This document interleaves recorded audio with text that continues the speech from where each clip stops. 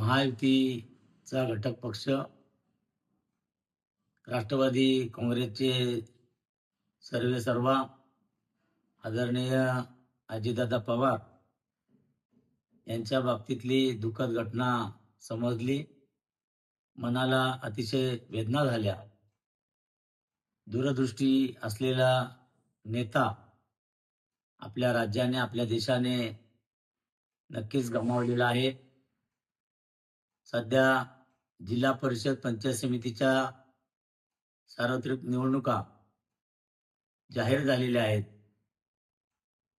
शिवसेना पक्षाचा पालघर पंचायत समिती गणाचा अधिकृत उमेदवार या नात्यानं